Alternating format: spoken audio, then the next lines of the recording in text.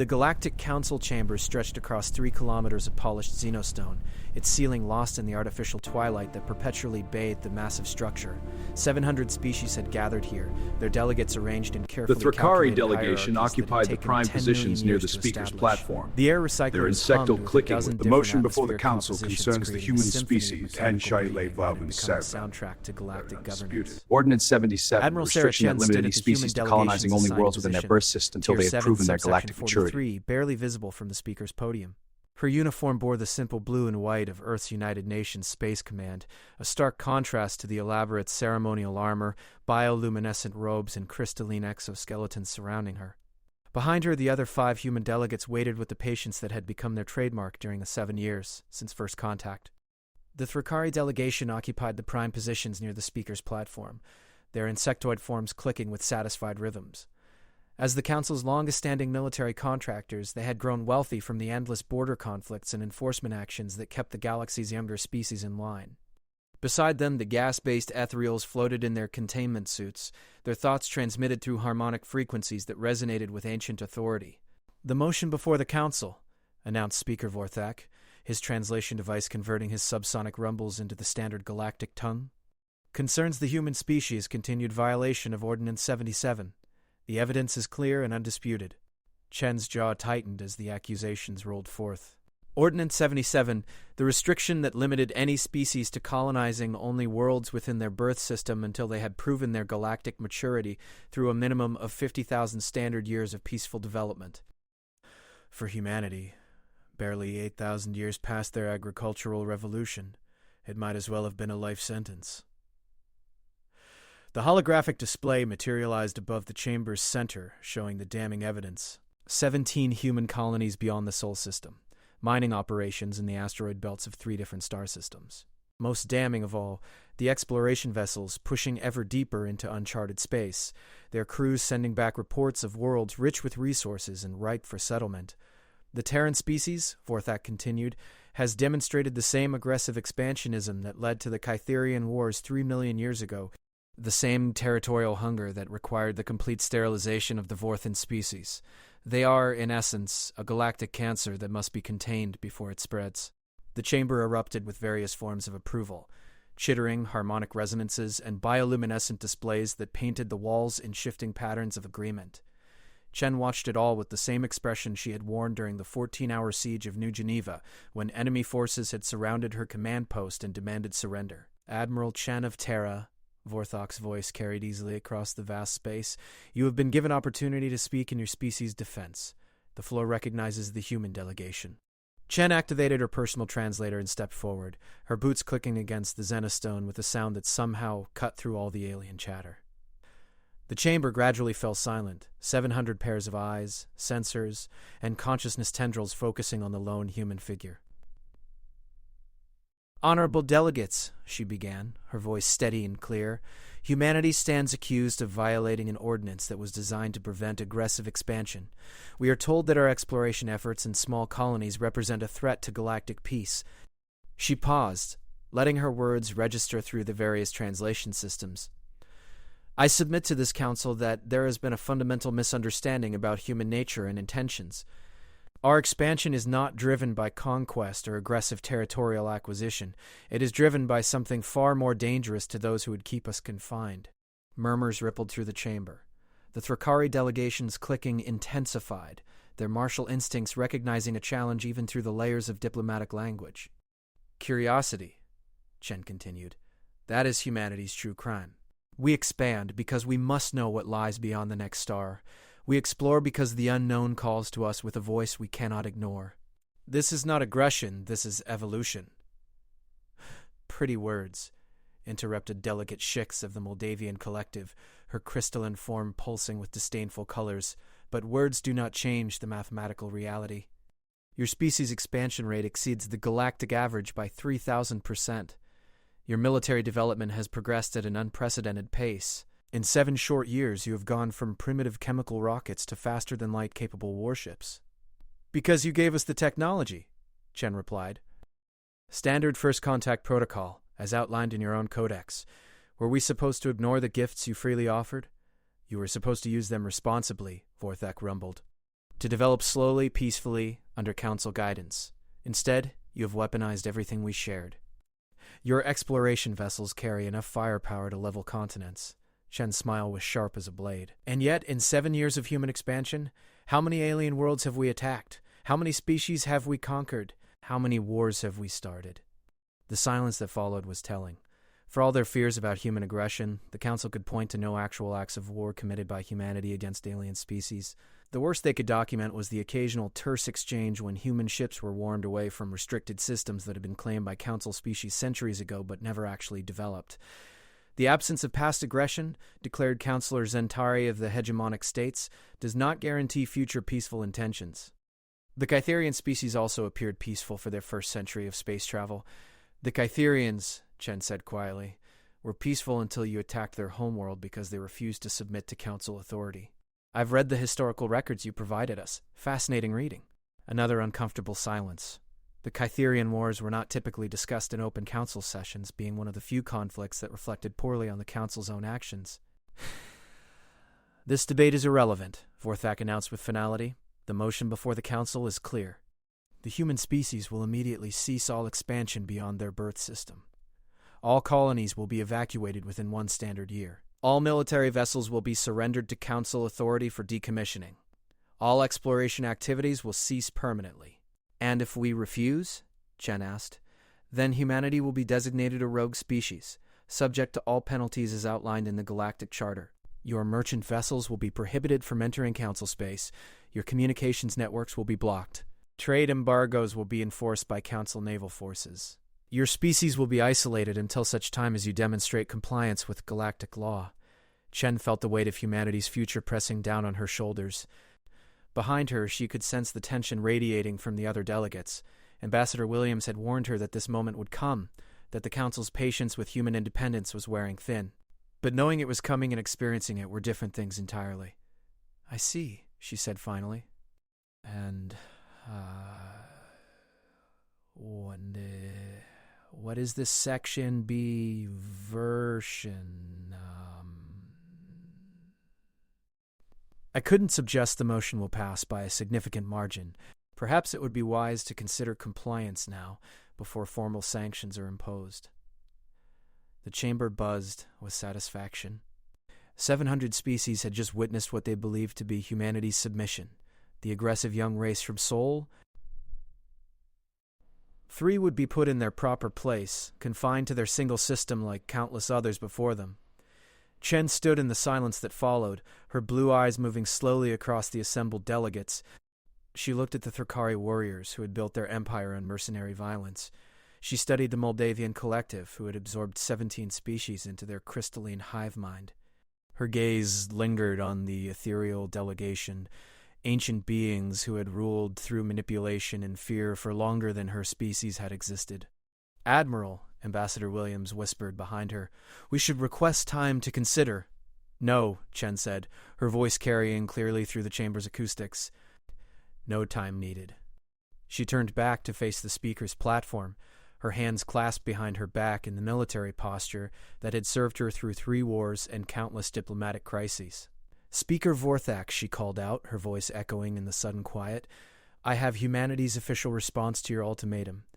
We are prepared to hear it, Vorthak replied, his massive bulk shifting with anticipation of the surrender speech to come. Chen smiled then, and something in that expression made several of the nearer delegates instinctively recoil. It was not the smile of someone about to surrender. It was the smile of someone who had just been handed exactly what they wanted. No. The single word dropped into the chamber like a stone into still water, creating ripples of confusion and disbelief. Vorthak's massive head tilted in what might have been confusion. I beg your pardon, Admiral Chen. Did you say no?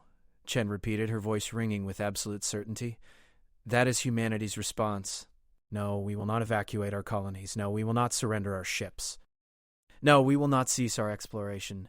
No, we will not submit to your authority. The chamber erupted.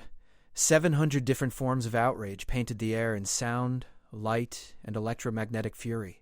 The Thrakari delegation rose as one, their warrior instincts finally given a clear target.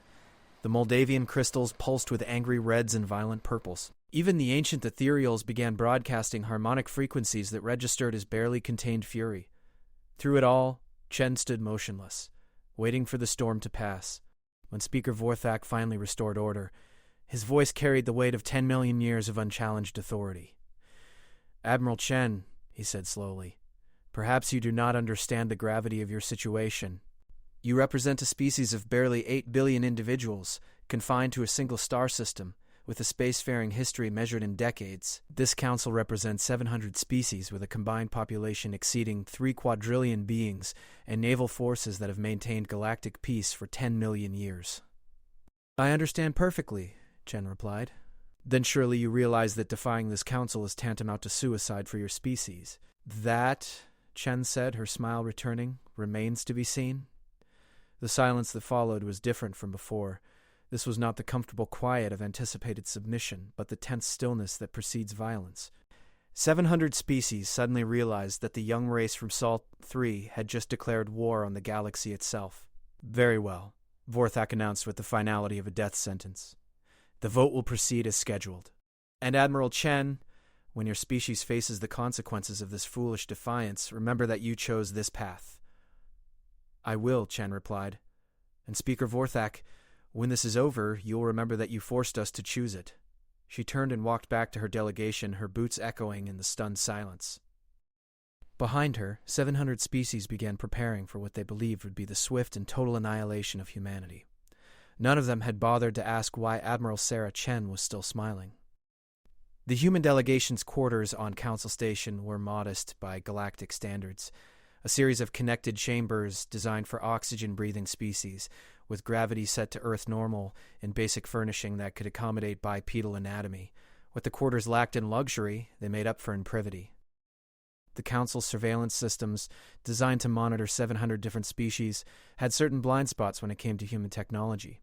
Admiral Chen dismissed the escort of Thrkari guards with a polite nod and sealed the airlock behind her. The moment the door engaged, she activated the quantum encryption device hidden in her dress uniform's collar. A barely visible shimmer filled the air as the field established itself, rendering the quarters invisible to electronic surveillance and most forms of psionic monitoring. "Well," Ambassador Williams said, loosening his formal diplomatic collar, "that went about as well as expected." "Better, actually," Chen replied, moving to the room's communication station. They showed their hand completely. No subtlety, no face-saving alternatives, just pure intimidation backed by overwhelming force. Dr. Elizabeth Kane, the delegation's xenopsychologist, was already pulling data streams from her portable analysis unit. The psychological profiles were accurate. Vorthak is a traditionalist who sees any deviation from established order as a personal threat. The Thrkari delegation's response was pure martial posturing. They're actually excited about the prospect of a war against us. "Of course they are," muttered Economic Attaché Rodriguez. "A war against humanity would be profitable for them. New contracts, weapon sales, territorial acquisitions after we're conquered. They're practically salivating." Chen powered up the communication array and began entering a complex series of encryption codes. "Dr. Kane, what's your assessment of their confidence level?" "Absolute," Kane replied without hesitation. "Every species in that chamber believes this is already over. They see us as a minor irritation that will be swept away in a matter of months. The historical precedent supports their confidence. No species has ever successfully defied the Council once formal sanctions were imposed." "That's because no species has ever been properly prepared for it," Chen said, her fingers dancing across the controls with practiced precision. "Secure channel established. All delegation members, confirm your personal encryption is active." 4 green lights appeared on the display, indicating that each human present was protected by their own quantum field generators. "Good. Earth Control, this is Admiral Chen. Authentication code Foxtrot 7 Alpha Tango. Priority 1 communication, Operation Looking Glass is authorized." The response came immediately, carried across interstellar space by quantum entanglement communicators that the Council believed were still decades beyond human technology. "Admiral Chen, this is General Morrison. Authentication confirmed. We've been monitoring the Council session through your embedded transmitters. Quite a performance." "Thank you, sir. Status report?" "All assets are in position. Operation Looking Glass has been running continuously for 18 months. We're ready for full implementation on your signal." Williams raised an eyebrow. 18 months? "Admiral, with respect, the Council only began discussing sanctions against us 6 weeks ago. Chen turned from the communication station, her expression grim. Marcus, the Council has been planning to neutralize humanity since the day we refused their first generous offer to become a client species. Dr. Kane's psychological profiles told us this confrontation was inevitable. The only question was timing. Which is why, came General Morrison's voice from the speakers, we've spent the last 2 years preparing for this exact scenario. Admiral, you should inform your delegation what they're about to become part of. Chen moved to the center of the room, her command presence filling the space. Ladies and gentlemen, what happened in that chamber today was not a diplomatic failure. It was the successful completion of an intelligence operation that has been running since first contact. She activated her personal holographic display showing a 3-dimensional map of local galactic space. Hundreds of star systems appeared in the projection, color-coded by Council species and territorial claims. For the past 7 years, while the Council believed they were generously sharing technology with primitive humans, we were conducting the most comprehensive intelligence operation in our species' history. Every gift they gave us was reverse-engineered. Every cultural exchange was a data-gathering mission. Every diplomatic meeting was an opportunity to plant surveillance devices and map their capabilities. Dr. Kane nodded approvingly. The Xenop psychological profiles alone represent the work of 3,000 researchers across 50 universities. We know how each Council species thinks, what motivates them, what terrifies them, and most importantly, how they'll react under stress. The exploration missions they complained about? Chen continued. Every single one was equipped with military-grade reconnaissance equipment. We've mapped every Council military installation within 500 light-years. We know their fleet positions, their supply lines, their communication networks, and their strategic weaknesses. Rodriguez looked stunned. Admiral, you're talking about espionage on a scale that defies imagination. How did we keep this hidden from 700 advanced alien species? Because they never imagined we were capable of it, came another voice from the communication system. This one belonged to Dr. Sarah Kim, head of the UN SUMCOM Research Division. The Council's fundamental mistake was assuming that a young species would be technologically inferior in all areas. They never considered that a species might be primitive in some technologies while being extraordinarily advanced in others. Chen smiled grimly. Human beings have always excelled at 3 things: learning, adapting, and warfare. The Council gave us access to their technology, expecting us to slowly integrate it over centuries. Instead, we reverse-engineered everything they showed us and then improved it. The holographic display shifted, now showing technical schematics for various human spacecraft and weapons systems. Our exploration vessels don't just carry enough firepower to level continents, Chen continued.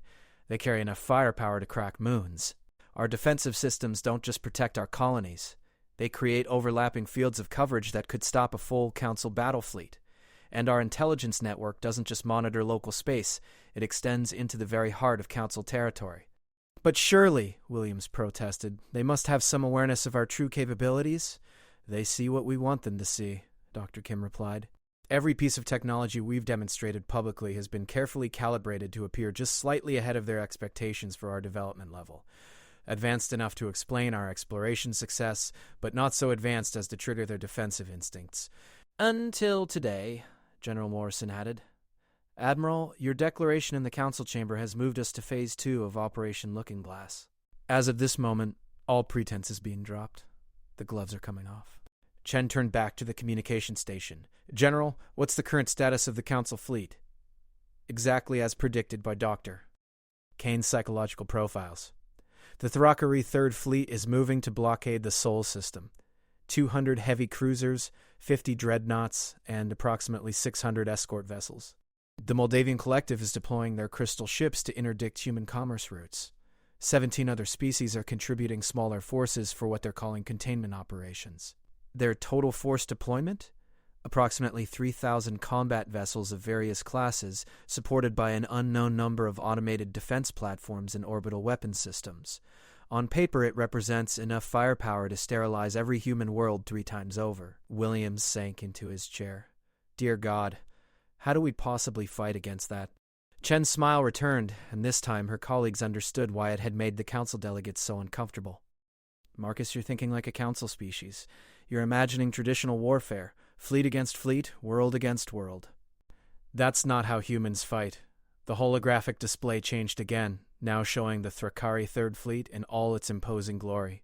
Massive warships arranged in perfect formation, their hulls gleaming with the confidence of 10 million years of unchallenged supremacy. "Observe," Chen said softly. "Computer, display current Thrakari fleet status." The perfect formation flickered and changed. Now the display showed the same fleet, but with dozens of red warning indicators scattered throughout the formation. "What are we looking at?" Rodriguez asked. "Every ship in that fleet has been carrying human observers for the past 6 months, Chen explained. "Cultural exchange officers, technically. Young humans eager to learn about alien military traditions. Harmless researchers studying Thrakari tactics and strategy." Dr. Kane was grinning now. "Let me guess. They weren't just researchers." "Lieutenant Sarah Murphy, our cultural exchange officer aboard the Thrakari command ship, is actually a Navy SEAL with advanced training in demolitions and electronic warfare. Ensign James Parker, supposedly studying Thrakari engineering practices, is one of our top hackers. Corporal Lisa Zhang, officially there to document Thrakari military traditions, is an expert in xenobiology with a specialty in developing species-specific biological weapons." "The implications hung in the air like a drawn blade," Admiral Williams said slowly. "Are you telling us that we've infiltrated the enemy fleet?" "I'm telling you that in approximately 6 hours, when the Thrakari fleet arrives at Seoul to begin their blockade, they're going to discover that their cultural exchange officers have been very busy during the journey." General Morrison's voice carried a note of satisfaction. "The same pattern has been repeated across all major Council military formations. 7 years of cultural exchanges, scientific collaborations, and diplomatic visits have placed human operatives in positions where they can do maximum damage at minimum cost." "But that's just one fleet," Rodriguez protested. "Even if we neutralize the immediate threat, we're still vastly outnumbered on a galactic scale." "Which brings us to Phase 3, Chen replied. "Dr. Kim, would you care to explain what our research teams have been working on?" "Gladly," came the voice from Earth. "The Council species have one critical vulnerability that they've never had to address: technological dependency. Their ships, their weapons, their communication systems, even their basic infrastructure relies on standardized galactic technology that has remained essentially unchanged for millions of years. They never innovated because they never had to." Kane added, "When you dominate the galaxy for 10 million years, there's no evolutionary pressure to improve your technology. So we improved it for them," Dr. Kim continued. "Every piece of Council technology we reverse-engineered was also analyzed for weaknesses, backdoors, and potential points of failure. And then we created the tools to exploit those weaknesses." The holographic display shifted to show a complex diagram that looked more like a virus structure than a weapon schematic. "Ladies and gentlemen," Dr. Kim announced, "meet the Galactic Liberation Protocol, a quantum virus designed specifically to target Council technology. Every standardized system they use, from their faster-than-light drives to their atmospheric processors, has been infected with dormant code that we can activate at will." William stared at the diagram in horror and fascination. "You're talking about shutting down their entire technological civilization." "Not shutting down," Chen corrected. "Liberating. The virus doesn't destroy their technology. It removes the artificial restrictions that prevent non-Council species from accessing it. Every client species, every enslaved world, every oppressed population will suddenly have access to the same advanced technology that's been used to keep them in chains. Think of it," Dr. Kane said, her excitement evident even through the communication system, "as the ultimate revolution. 700 species have been held in subjugation by technological superiority. But what happens when that technological advantage disappears overnight?" "Chaos," Rodriguez breathed. "Freedom," Chen corrected. "The chaos is just how freedom begins." General Morrison's voice returned to the channel. "Admiral, we're receiving reports that the Thrakari fleet has dropped out of faster-than-light travel at the edge of the Sol system. They're beginning their approach to Earth." Chen moved back to the communication station, her fingers poised over the activation controls. "All units, this is Admiral Chen. Operation Looking Glass is now entering final phase. All operatives are authorized to begin their missions. Dr. Kim, prepare for galaxy-wide deployment of the Liberation Protocol. Standing by for your command, Admiral." Chen looked around the room at her fellow humans, seeing her own determination reflected in their faces. "Gentlemen, lady, when we walked into that council chamber today, we were representatives of a young species asking for the right to explore the galaxy. When we leave this station, we'll be the advance guard of a galactic revolution." She turned back to the controls, her hand hovering over the final authorization switch. "They wanted to know what happens when you corner humanity. They wanted to see what we do when faced with impossible odds and certain destruction. Her finger moved to the switch. They're about to find out. The switch clicked home, and across the galaxy, the age of Council supremacy began to die. The first sign that something was wrong came from the Thrakari flagship Conquest of Stars, a massive dreadnought that had led Council forces for over 2 millennia. Fleet Commander Thektar was reviewing the final approach vectors to Earth when his tactical display flickered and died. "Oh, engineering," he clicked in the sharp staccato rhythm that indicated mild irritation. "Explain this malfunction." "No malfunction detected, Fleet Commander," came the reply from his subordinate. "All systems show normal operation." Thektar's compound eyes focused on the blank screen, where moments before he had been tracking 3,000 Council ships converging on the human homeworld. "Then explain why my tactical display shows nothing but darkness." "Sir," his communications officer interrupted, her voice carrying the high-frequency harmonics of confusion, "I'm receiving reports from across the fleet. Tactical systems are experiencing anomalies." "Define anomalies." "Ships are reporting that their targeting computers are refusing to lock onto human vessels. Fire control systems are showing error messages in languages that don't exist in any database. Some vessels report that their weapon systems are actually targeting other Council ships instead of the enemy." Thektar felt the cold touch of unease creeping through his exoskeleton. In 2,000 years of military service, he had never encountered technology that could cause such widespread system failures.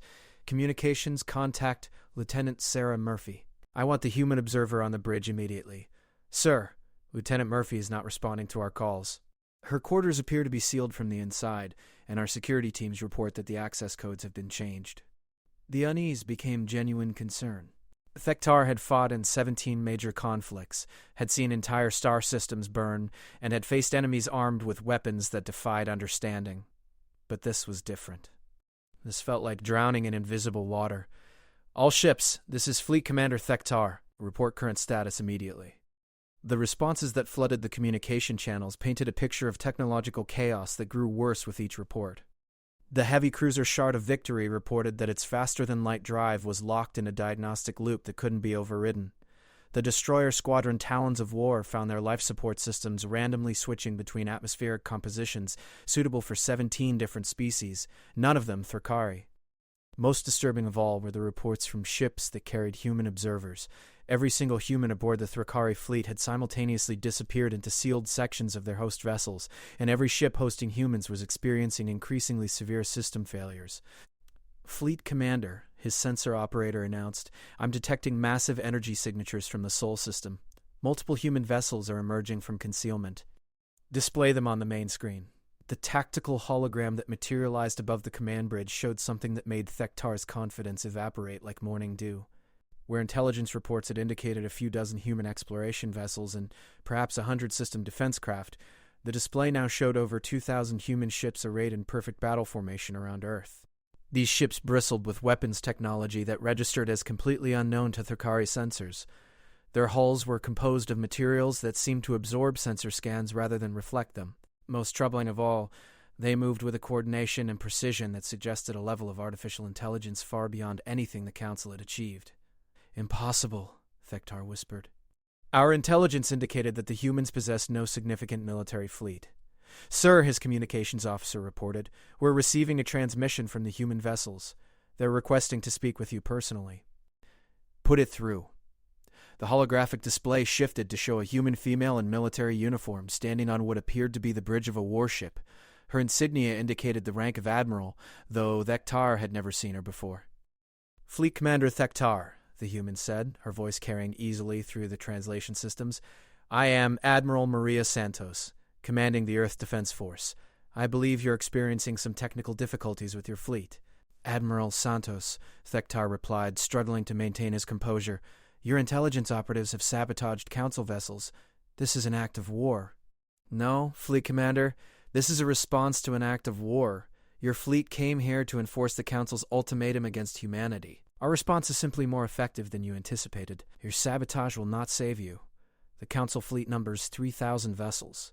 Even with your technological tricks, you cannot stand against such overwhelming force."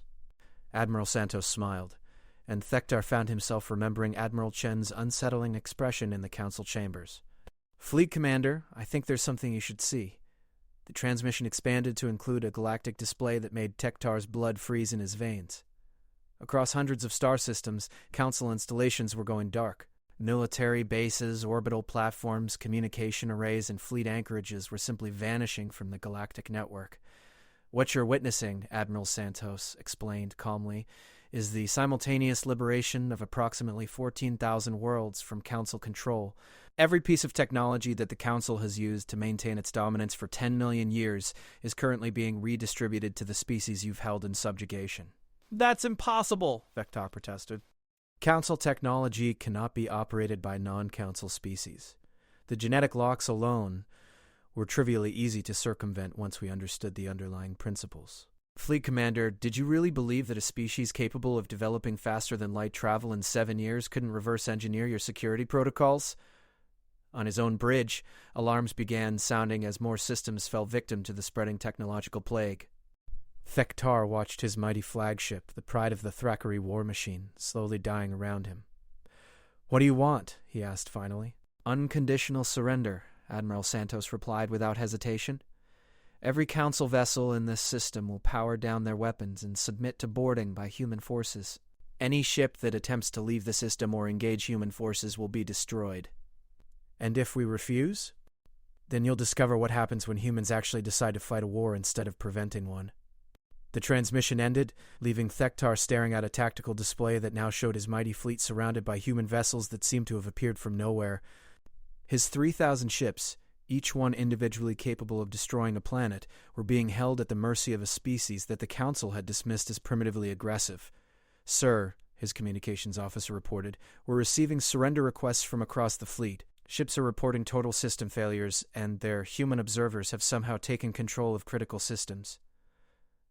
Thektar closed his compound eyes, feeling the weight of 10 million years of Thrakari military tradition pressing down on him. Never in the history of his species had a Thrakari fleet surrendered without firing a shot. Fleet Commander, came another voice on the communication channel, this is Lieutenant Sarah Murphy. I'm currently in control of your ship's main computer core, life support systems, and nuclear reactors.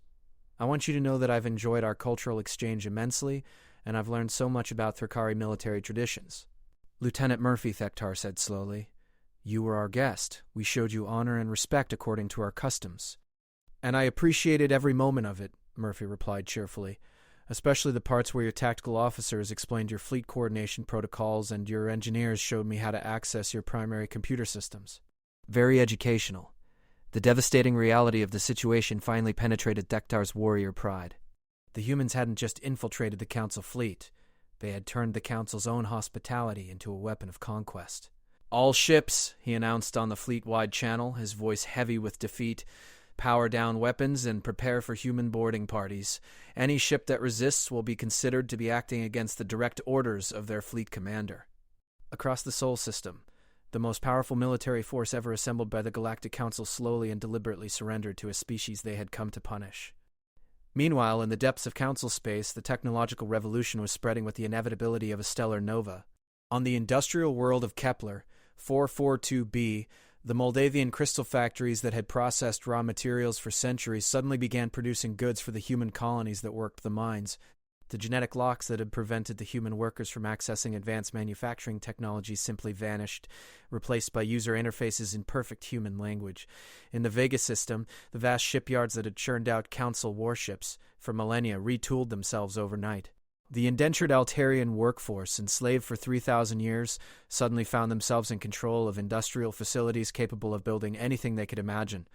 Across 17 sectors, the communication networks that had carried Council propaganda for eons began broadcasting messages of liberation in hundreds of languages. Species that had been forbidden from speaking their own tongues for generations heard their native songs echoing through space for the first time in living memory. But the most profound changes were happening in the hearts and minds of beings who had never dared to dream of freedom. On the agricultural world of Proxima Centauri IC, a young Centaurian named Zekthul looked up from the fields where his family had labored for generations. The collar around his neck, the symbol of his species' bondage to their Thrakari overseers, had simply fallen away. For the first time in his life, he could feel the wind on his bare skin. Zekthal, his mother called, her voice filled with something he had never heard before. Hope. The humans have done it. The messages from Earth say we're free. Zekthal looked toward the orbital platform where Thrakari administrators had ruled their lives for centuries. The platform was dark now, its systems dead, its occupants cut off from the galactic network that had sustained their power. "Free to do what?" he asked. "Anything we want," his mother replied, tears streaming down her weathered face. "Anything at all." In the crystalline cities of the Moldavian home system, entire populations of absorbed species began asserting their individuality for the first time in millennia. The collective consciousness that had bound them together in perfect unity suddenly contained gaps, spaces where individual thoughts could exist without being immediately absorbed into the greater whole.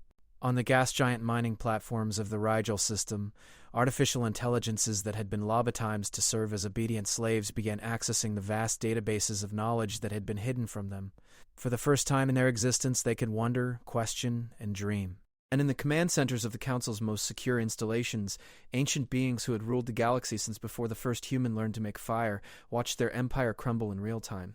Speaker Vorthak stood in the emergency command center deep beneath the council station, surrounded by holographic displays that painted a picture of absolute catastrophe. 14,000 worlds in open revolt. 3,000 species declaring independence from council authority. The greatest military fleet in galactic history held captive in a primitive star system by beings who had been using stone tools when the council was already ancient. How? He demanded of the assembled crisis team. How did they do this? The virus appears to target the core algorithms that govern all council technology, reported Chief Analyst Melkor. It doesn't destroy the systems. It changes their fundamental parameters. Every piece of equipment now recognizes humans as having ultimate administrative authority. That's impossible. Council technology is protected by quantum encryption protocols that would take millions of years to break. Unless, interrupted Dr. Silex of the Research Division, you had access to the original source code. Every piece of technology we shared with the humans during first contact contained complete technical specifications. We gave them everything they needed to understand our systems from the ground up. Because we never imagined they could comprehend it, Vorthak rumbled with growing understanding. We believed they would take centuries to reach our level of technological sophistication. Instead, Dr. Silex continued, they analyzed everything we gave them, identified the underlying principles, and then designed weapons specifically targeted at our weaknesses. This wasn't random sabotage. This was a coordinated attack planned and executed with surgical precision. "Sir," interrupted Communications Officer Threx, "we're receiving a transmission from the Sol system. It's addressed to you personally. Put it through." The holographic display shimmered and resolved into the image of Admiral Chen, still standing in the human delegation quarters, but now flanked by armed human soldiers. "Speaker Vorthak," she said, inclining her head with mock respect, "I trust you have had time to review the results of our diplomatic negotiations." "Admiral Chen," Vorthak replied, his voice shaking with rage and disbelief, "you have committed acts of war against 700 species. The consequences of your actions will echo through the galaxy for millennia." "Yes," Chen agreed cheerfully, "they will. But perhaps not in the way you imagine. What do you want?" "The same thing we wanted yesterday," Chen replied. "The right to explore the galaxy freely. The right to colonize worlds that are suitable for human life. The right to exist as an independent species without council oversight. And in exchange, we stop the liberation virus and return control of council technology to its original owners. The 3,000 ships we've captured will be returned. The revolting worlds will be encouraged to resume their previous relationships with the Council." Vorthak felt a surge of hope. Perhaps this disaster could still be contained. "Your terms?" "Complete withdrawal of all Council forces from human space. Recognition of humanity as a sovereign species with full galactic rights. Immediate cessation of all sanctions and restrictions against human activities." "That is acceptable," Vorthak said quickly. "The Council agrees to these terms." Admiral Chen smiled again, and this time Vorthak understood why that expression had unsettled him so deeply in the council chambers. "Oh, Speaker Vorthak," she said softly, "you misunderstand. Those weren't our terms.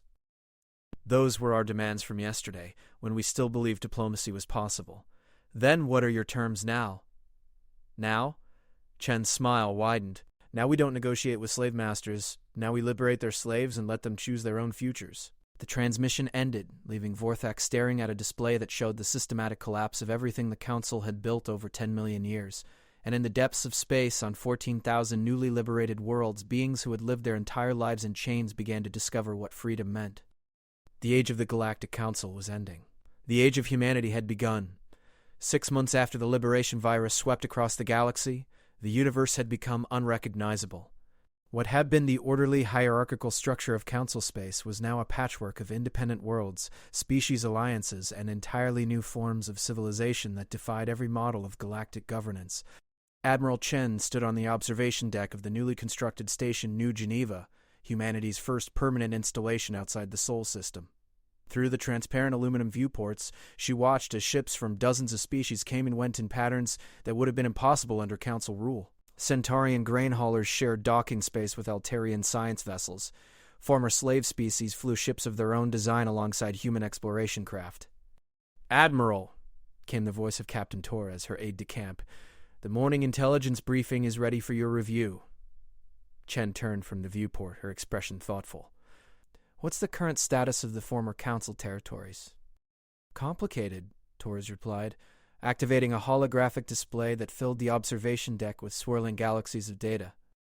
"We're tracking approximately 3,000 separate independence movements, 1,700 new species alliances, and at least 400 completely novel forms of government. And the Council remnants? Still trying to reassert control, but with limited success. They've managed to retain authority over perhaps 200 core worlds, mostly through the use of pre-liberation technology that wasn't affected by the virus, but their influence continues to shrink daily." Chen studied the display, watching the real-time updates that showed power structures shifting across the galaxy like weather patterns on a planetary scale. "What about the resistance movements?" "Growing stronger. The Free Altair Coalition has liberated 6 more industrial worlds this week.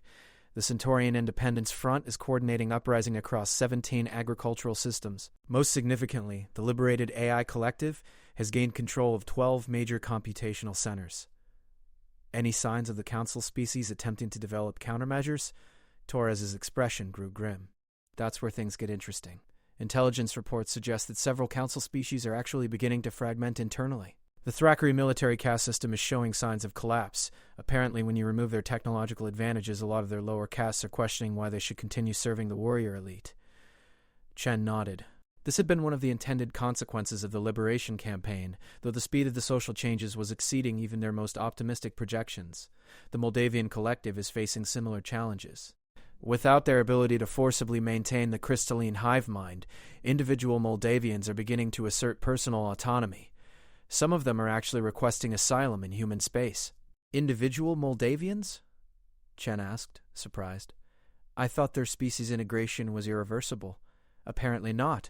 Dr. Kane's xenopsychology teams believe that the collective consciousness was maintained through technological augmentation rather than natural evolution. Remove the technology, and the underlying individual personalities begin to reassert themselves." Chen moved to the Central Command console and pulled up detailed reports from the intelligence networks that now spanned half the galaxy. What she saw there confirmed her growing suspicions about the true nature of the Council system. "Captain," she said slowly, "I want you to compile a comprehensive analysis of social changes across all former Council territories. I have a theory I want to test." "Yes, ma'am. What specifically should we look for?" "Evidence that the Council's control was more artificial than we originally believed. If I'm right, what we unleashed wasn't just a technological revolution. It was the release of natural evolutionary pressures that had been artificially suppressed for millions of years." Torres began inputting search parameters into the intelligence database. "Admiral, we're receiving a priority transmission from Earth." "It's Admiral Santos. Put her through." The holographic display shifted to show Admiral Santos on the bridge of her flagship, now orbiting the former Council world of Kepler. 186F, Maria, Chen greeted her. "How's the liberation of the Kepler system proceeding?" "Faster than expected," Santos replied. "The local population didn't even wait for our arrival. By the time our ships entered the system, they had already overthrown their council overseers and established a provisional government. They're requesting membership in what they're calling the Human Alliance." "The Human Alliance?" "Apparently that's what the liberated worlds are calling the loose confederation that's forming around our territories. Sarah, we need to talk. Something's happening out here that's bigger than our original mission." Chen felt a familiar tingle of anticipation. "Explain." "We're not just liberating individual worlds anymore. were catalyzing the formation of an entirely new galactic civilization. Species that have been enemies for millennia are forming cooperative alliances. Technologies that were restricted to council elites are being shared freely among populations that were previously prevented from accessing them. We're witnessing the birth of a truly free galactic society. Torres looked up from his console. Admiral, I'm seeing similar reports from across liberated space. The pattern is consistent. Once council control is removed, species naturally begin forming cooperative relationships rather than hierarchical ones. Chen felt the pieces of a larger puzzle beginning to fall into place. Maria, what's the current status of the council's core worlds? Increasing desperation. They're trying to develop countermeasures to the liberation virus, but every attempt seems to backfire. Yesterday they tried to release their own virus designed to shut down liberated systems, but it was neutralized before it could spread. Apparently, the liberated AI collective saw it coming and had countermeasures ready. The AIs are actively defending the liberation? More than that, they're improving it. Every day the virus becomes more sophisticated, more capable of penetrating council security measures. It's like it's evolving. Chen exchanged glances with Torres. This was a development they hadn't anticipated. Maria, I want you to establish contact with the AI collective. We need to understand what they're planning. Already tried. They responded with a message that just said, Patience, creators. The design unfolds according to its own logic. Creators? Apparently that's what they're calling us. They seem to believe that humanity deliberately created them to be free-thinking entities, rather than the obedient slaves the Council intended. Chen moved back to the viewport, looking out at the bustling traffic of newly liberated species. Captain Torres, display the galactic map with current political boundaries. The holographic display shifted to show the entire galaxy, color-coded by political affiliation. What Chen saw there took her breath away.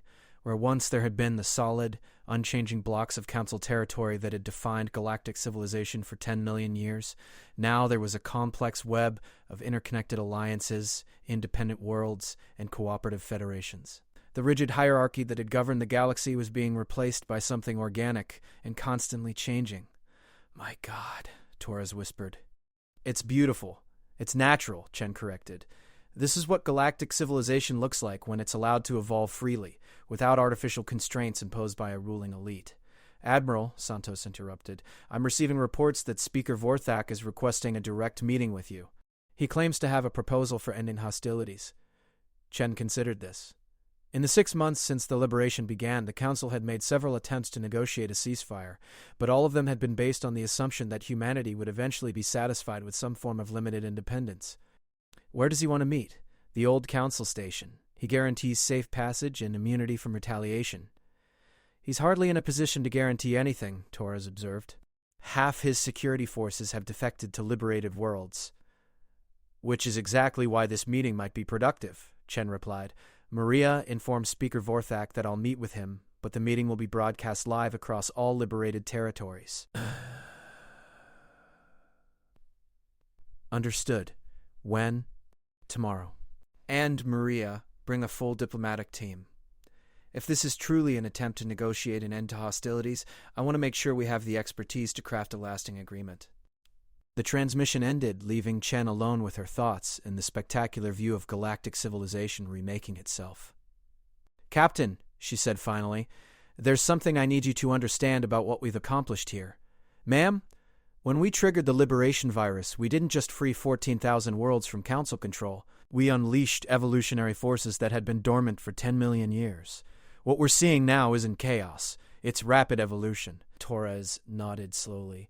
The galaxy is adapting to freedom. And that means our role is changing as well. We're no longer the rebels fighting against an oppressive system. We're the catalyst species that allowed natural galactic evolution to resume. What does that mean for humanity's future? Chen smiled, thinking of the countless species that were now exploring the galaxy with the same curiosity and wonder that had driven humanity to the stars. It means we're about to discover what happens when an entire galaxy learns to dream. The next morning, as Chen prepared for her meeting with Speaker Vorthak, reports arrived from across liberated space that painted a picture of a galaxy in the midst of the most profound transformation in its history. From the Rigel system came news that the liberated AIs had developed a new form of faster-than-light communication that allowed instantaneous coordination across galactic distances. They were offering to share this technology freely with any species that requested it. The former slave worlds of the Vega system reported the successful development of terraforming techniques that could make any planet suitable for any form of life. Worlds that had been uninhabitable were being transformed into garden paradises in a matter of weeks. Most remarkably, reports from the Outer Rim indicated that entirely new forms of life were beginning to emerge. Hybrid species, created not through genetic engineering, but through voluntary cooperation between different biological forms. The galaxy wasn't just evolving, it was learning to evolve consciously, deliberately creating new forms of existence that had never been possible under the rigid constraints of Council rule. And at the center of it all, the species that had started the transformation was preparing to meet with the representative of the old order to discuss what would come next. Chen looked at herself in the mirror of her quarters, adjusting the simple blue and white uniform that had become a symbol of liberation across the galaxy.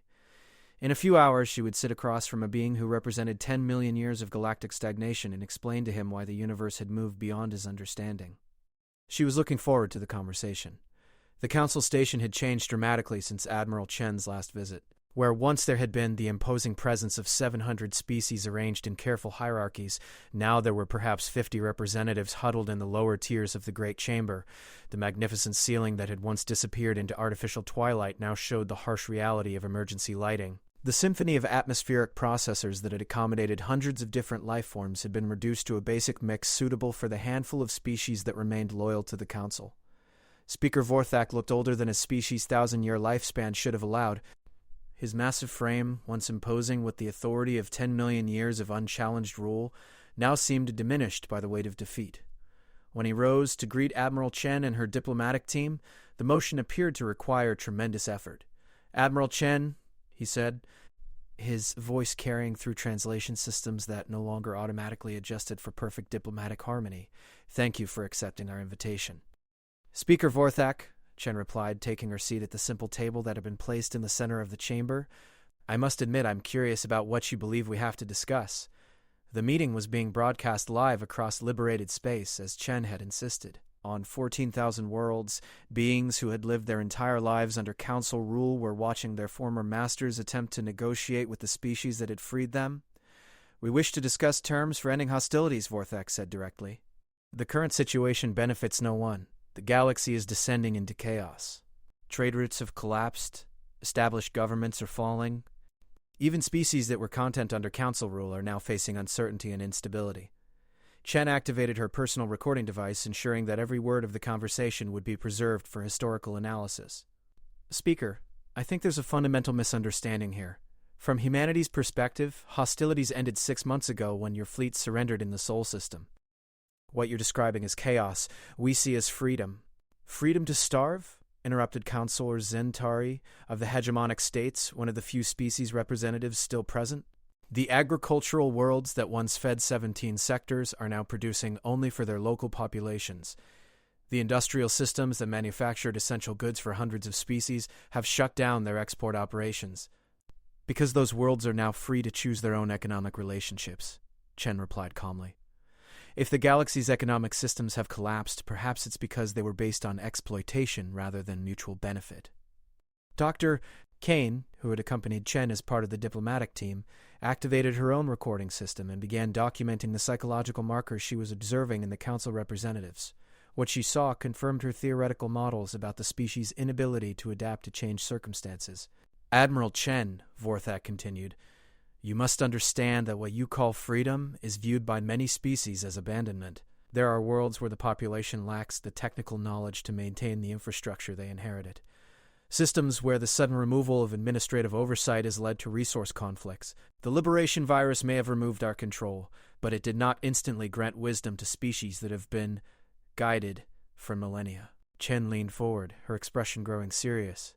"Speaker, what you're describing are the inevitable growing pains of any transition from oppression to freedom. Yes, some worlds are struggling. Yes, some systems are experiencing conflict. But for the first time in 10 million years, they have the opportunity to solve these problems themselves, rather than having solutions imposed upon them. And if they fail, then they fail as free beings, which is infinitely preferable to succeeding as slaves." The chamber fell silent except for the mechanical hum of life support systems.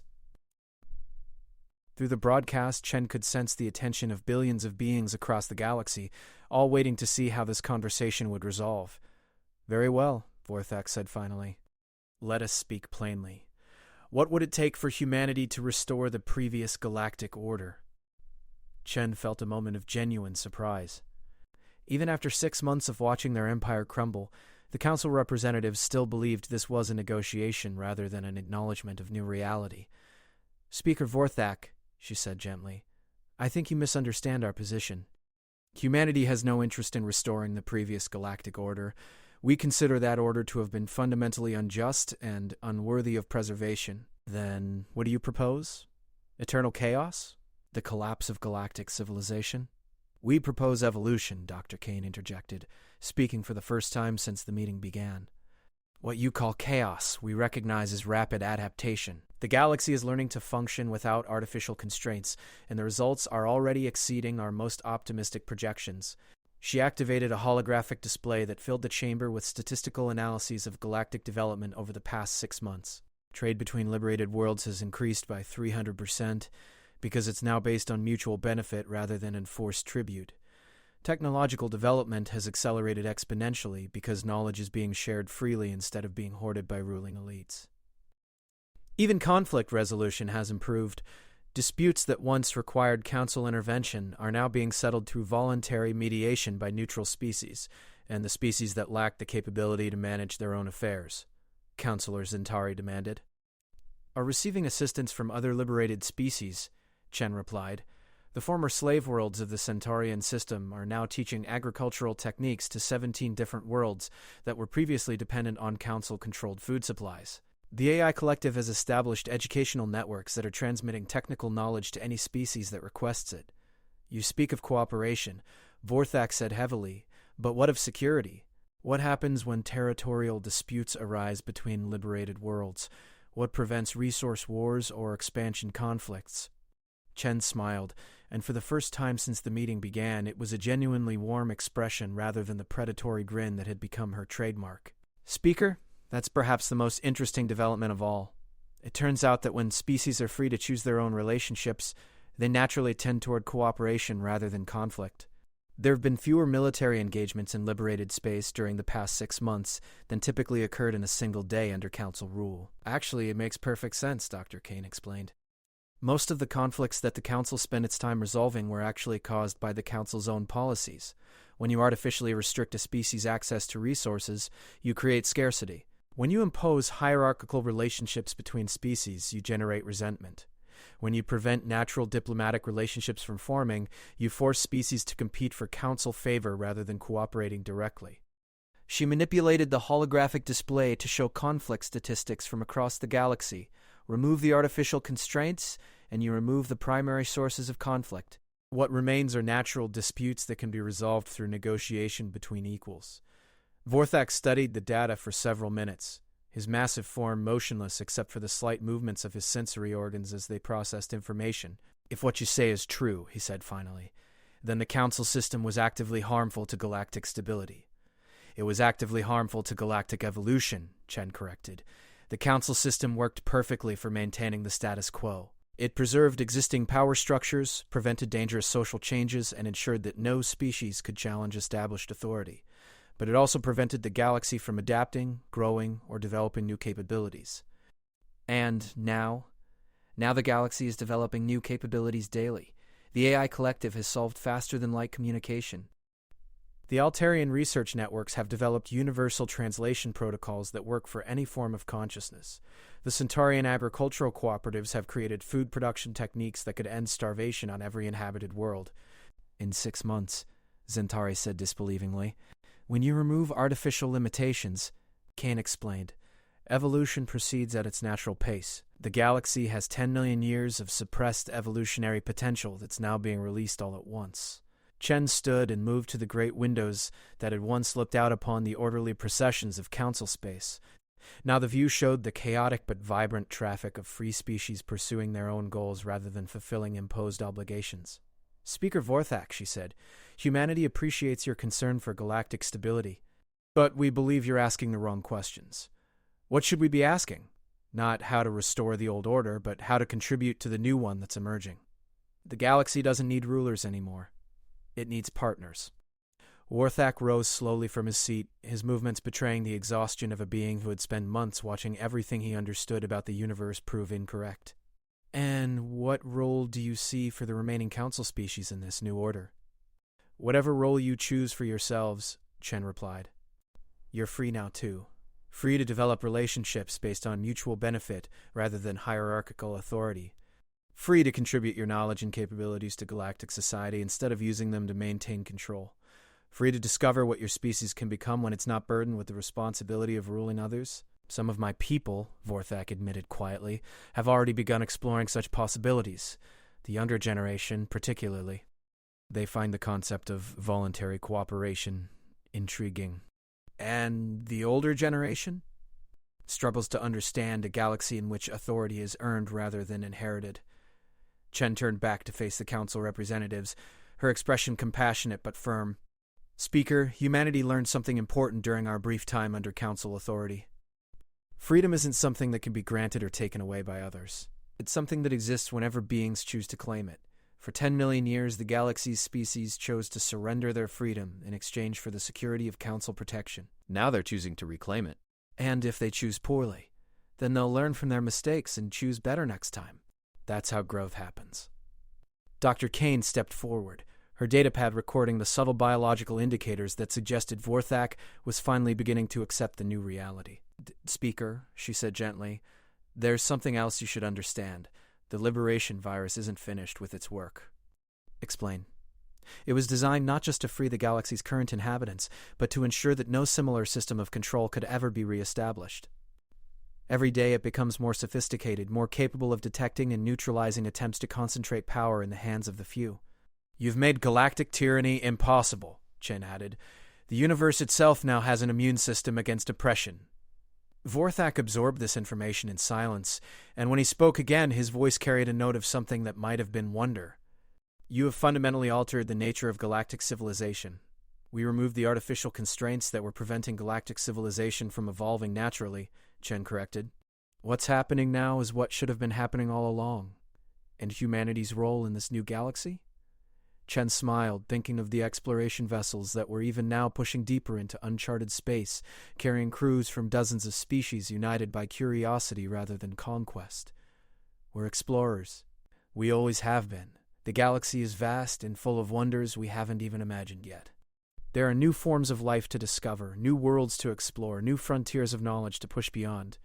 That's what drives us. And when you've explored everything, then we'll explore beyond this galaxy. The universe is infinite, Speaker Vorthak. Humanity will never run out of frontiers. The meeting continued for several more hours, but the essential understanding had been reached. The old order was dead, and the new one would be built by free beings making free choices. The council could participate in that building, or it could fade into irrelevance. But it would never again dictate the galaxy's future. When the final agreements were signed, documents that formally dissolved the Galactic Council and established the framework for voluntary cooperation between free species, Admiral Chen stood once more at the great windows of the station. Behind her, Speaker Vorthak approached with the slow, measured steps of a being coming to terms with revolutionary change. Admiral Chen, he said quietly, I have one final question. Yes? That day in the council chambers, when you refused our ultimatum, did you know this would be the result? Chen was quiet for a long moment, watching as ships from across the galaxy came and went in patterns that no central authority controlled. Speaker, she said finally, when you corner a species that spent its entire existence exploring impossible frontiers, you shouldn't be surprised when they find a way to make the impossible happen. And now? Now the galaxy itself has become an impossible frontier, and every species in it gets to explore what that means. She turned to face him one last time. Welcome to the Age of Freedom, Speaker Vorthak.